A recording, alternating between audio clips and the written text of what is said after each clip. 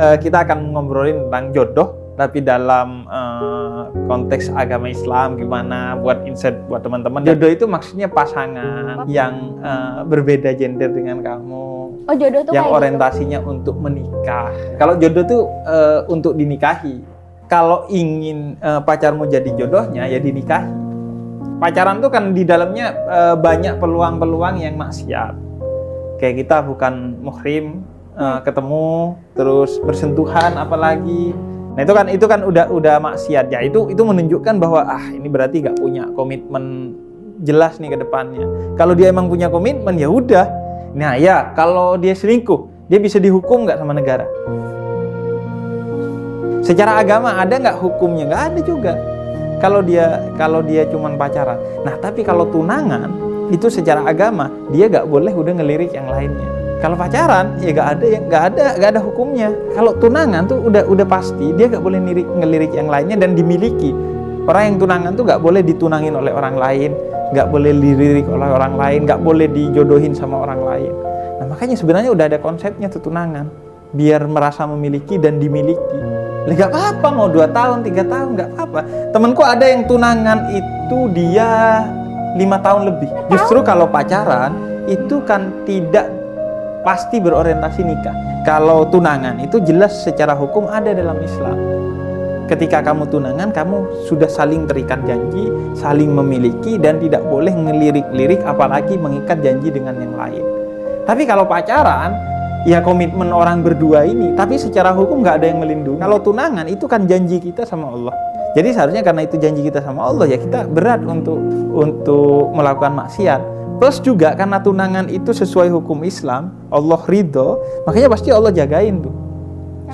Calon suamimu dijagain dan calon istrinya juga dijagain sama Allah. Kalau dia mau ngelirik-lirik, hatinya mau goyang-goyang, diingetin sama Allah. Yang jelas cari jodoh di tempat yang baik dan dengan cara yang baik. Artinya di tempat yang baik, dimanapun tempat yang baik. Kemudian yang kedua caranya juga harus baik. Yang penting caranya itu gak ada unsur maksiatnya, ya udah apapun caranya yang paling efektif jalani. Tapi cewek boleh duluan gak sih? Kayak bilang aku suka sama kamu tau gitu. Ya nggak apa-apa. Nggak apa-apa. Yang penting kan melamarnya nanti cowok ke cewek. Oh iya, nggak boleh kalau cewek ngelamar cowok.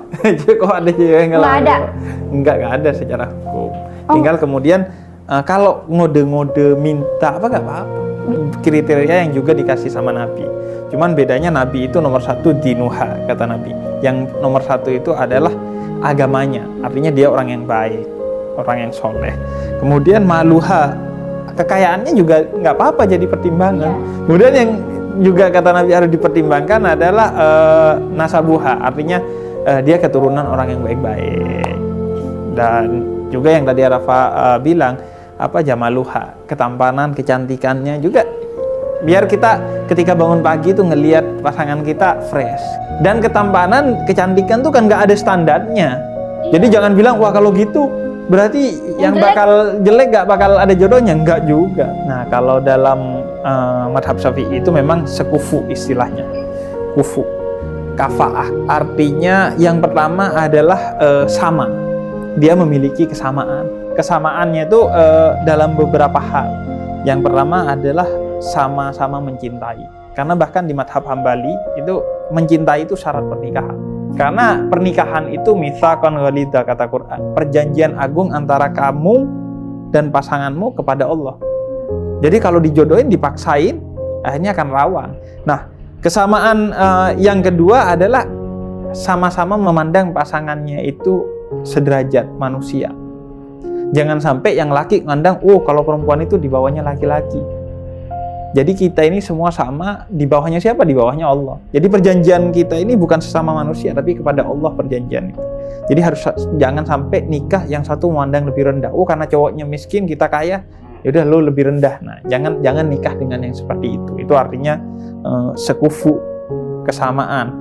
Kemudian yang ketiga, sama-sama dewasa. Aku mau garis bawahi bahwa dewasa itu kan nggak ada kaitannya dengan usia. Artinya bisa jadi usianya berbeda agak jauh, tapi sama-sama dewasa udah. Jodoh itu yang tadi 3. Yang pertama adalah sakinah, dia memberikan ketenangan kepada kita. ketika di rumah. Kemudian yang kedua adalah mawaddah. Mawaddah itu cinta tapi yang pakai otak. Cinta tapi karena kayanya. Nggak apa-apa, cinta karena kayanya nggak apa-apa. Tapi juga harus ada rahmah. Rahmah itu cinta yang di atasnya yang mawaddah tadi. Cinta total udah. Walaupun nggak ada apa-apanya tetap cinta. Dan itu yang sering orang lupa, zina itu dosa besar loh. Tapi orang anggap itu biasa aja. Karena itu dosa besar. Allah gak bilang jauhi zina, tapi Allah bilang la taqrabuz zina. Bukan jangan lakukan zina, tapi jangan dekati. Deket aja gak boleh loh. Contohnya pacaran. Kayak area yang begitu bahaya sehingga kan dipagerin dari jauh-jauh. Misalnya bandara tuh, kalau di deket kampung, pasti kan pagernya jauh. Karena kenapa? Itu areanya bahaya sehingga deket aja gak boleh. Walaupun belum masuk lintasan orang itu, masih jauh aja gak boleh. Nah zina itu gitu.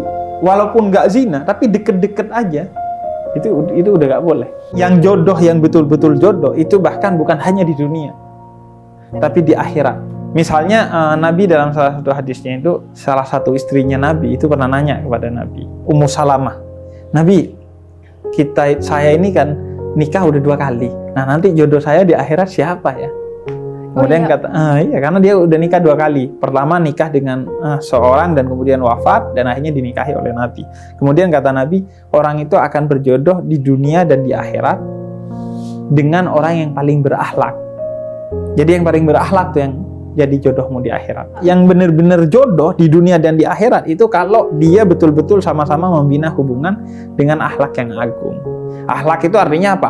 Artinya dia taat kepada Allah dan dia berlaku dengan baik di antara sesama manusia. Tapi kalau nikahnya mereka sekali, maka kemudian kalau mereka mengikat pernikahan itu dengan akhlak, maka dia akan bukan hanya di dunia tapi di akhirat akan jodoh. Gak ada panjang pendek.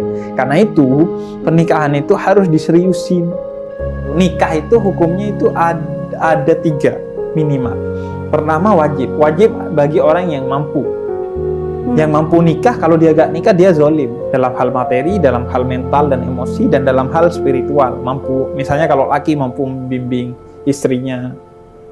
Nah, yang kedua yang sunnah. Nah ini hukum yang secara umum, kayak itu sunnah, boleh dilakukan dan dapat pahala, gak dilakukan juga gak apa-apa dan gak dapat dosa. Tapi ada yang haram ya kalau gak mampu. Mau nikah muda atau nikah tua, ukurannya yang kemampuan, bukan kemauan. Orang banyak nikah karena kemauan, padahal dia gak mampu. Tapi yang pasti pernikahan itu karena perjanjian dengan Allah itu harus dijaga. Karena itu ya makanya jadi pertama kuncinya harus mampu. Kalau nggak mampu nggak bisa. Tapi memang dalam Al-Quran ada rezeki-rezeki khusus yang Allah berikan kepada orang yang menikah. Jadi kalau sudah menikah ditambahin memang rezekinya, itu janji Allah. Tapi kalau memang sebelum menikah dia belum mampu untuk membina rumah tangga ya nggak boleh sampai dia mampu. Ya kecuali dia punya komitmen ya, dia percaya sama itu dan dia punya komitmen, berusaha untuk memampukan dirinya, itu boleh. Tapi kalau dia memang betul-betul kelihatan belum mampu, kita cuma pengen hadir undangan aja. Kita pengen lama gak ada kondangan nih, pengen ada kondangan, jodohin. Jadi begini, jangan berpikir bahwa jodoh itu orang yang sudah ditentukan ini dan kalau bukan ini berarti bukan jodoh kita. Jangan berpikir seperti itu. Kalau berpikir seperti itu, gimana kalau kita minta sesuatu untuk jodohnya kita, si B berubah gitu, misalnya, itu gimana? Nggak bisa kan? Akhirnya berarti jodohnya diubah-ubah dong sama Allah. Ini. Jadi jodoh itu siapapun yang kemudian ketika kita ketemu, kita cocok, kita sudah mampu dan itu pilihan kita, maka itu jodoh. Jadi nggak ada istilahnya, kelewat jodohnya udah kelewat di belakang, nggak ada. Yaitu termasuk syarat-syarat yang harus dipenuhi oleh orang yang mau menikah. Dia harus sudah matang. Oh ya udah, gua berubah mau serius nih cari pasangan, maka Allah berikan jodoh. Jadi kita itu memang nggak boleh pacaran, tapi juga nggak boleh menikah tanpa kenal. Beli kucing dalam karung tuh nggak boleh. Karena itu kaitannya agar kita terus terikat di dunia dan di akhirat kalau bisa. Jadi gini, idealnya memang pernikahan itu direstui oleh kedua orang tua sebagai wali kita. Tapi dalam sebagian madhab, wali itu tidak dijadikan syarat dan rukun pernikahan bahkan. Itu untuk menunjukkan apa? Itu untuk menunjukkan bahwa kalau orang tua, anaknya itu sudah ketemu jodohnya yang sudah baik, maka dia harus merestui. Jangan menghalang-halangi. Ada jodohnya anaknya yang baik, maka orang tua harus merestui. Harus merestui, nggak boleh nggak merestui. Kalau kita bermadhab Syafi'i ya memang nggak boleh, harus ada wali. Karena itu harus kita memperjuangkan dia jadi jodohmu aja bisa, masa memperjuangkan orang tua merestui nggak bisa. Kalau dia memang orang baik-baik bisa diperjuangkan. Nah, tinggal cara memperjuangkannya. Bagaimana? Pertama, jangan hanya bacot, tapi tindakan. Jadi tunjukkan calon suamimu itu, tunjukkan bahwa dia adalah pilihan terbaikmu dengan datang ke rumahnya, bertutur kata yang baik, menyatakan diri siap, memperlihatkan bahwa dirinya siap. Kemudian yang kedua, kalau kamu omongan kamu kepada orang tuamu harus menjelaskan dengan cara-cara yang baik agar orang tuamu meyakinkan. Dan kalau bisa tidak bisa dengan penjelasan, itu dengan sikap yang baik. Karena kadang orang tua itu menilai dengan emosi. Kalau kita udah sambil mijitin dia, berbicara dari hati ke hati, biasanya akan nerima orang tua itu. Kalau nggak bisa juga, ngomong lewat orang yang dihormati oleh orang tua kita. Misalnya ada ustadz, ada habib, ada ulama, ada tokoh masyarakat, Pak RT yang orang tua kita hormat kepada dia, ngomong lewat orang yang dihormati. Karena kadang sesuatu itu akan diterima karena yang ngomong adalah orang yang dihormati. Kalau kita yang ngomong dia hantam, lu dari mana sih? Nah, terakhir nih, aku mau kasih satu hal. Gini, jodoh itu kaitannya dengan dua hal. Yang pertama adalah usaha. Tapi yang kedua yang juga harus dipegang, jodoh itu juga di tangan Tuhan, dan karenanya perlu doa. Karena itu kita juga harus mendoakan diri kita agar mendapatkan jodoh terbaik. Nah, gimana doanya, Bib? Pertama, di Al-Quran tuh banyak sekali doa-doa yang diajarkan. Misalnya Allah ajarkan tuh, Rabbi la tadarni fardan wa anta khairul warisin. Ya Allah, jangan tinggalkan aku sendiri. Nggak bisa, Bib, saya bacanya bahasa Arab. Gini aja, doa terbaik itu doa yang disampaikan dari hati yang tulus. Kayak bahasa apapun, ya udah doa agar dikasih jodoh yang terbaik, maka Allah akan ngasih kita, akan giring kita kepada jodoh yang terbaik. Jadi doa itu spesifik nggak apa-apa, karena Allah yang nantang kita. Ut'uni, kata Allah, doa, saya akan kabulkan. Yang terpenting kalau sudah jelas doanya minta bintang emon, nggak dikasih bintang emon, maka baru kita tawakal dan bersyukur, karena ketentuan Allah itu yang terbaik bagi kita. Tapi pas doa nggak apa-apa, hajar sebut merek. Tapi kalau udah dikasih yang lain, ya udah kita syukuri dan kita tawakal. Berarti yang terbaik adalah ini.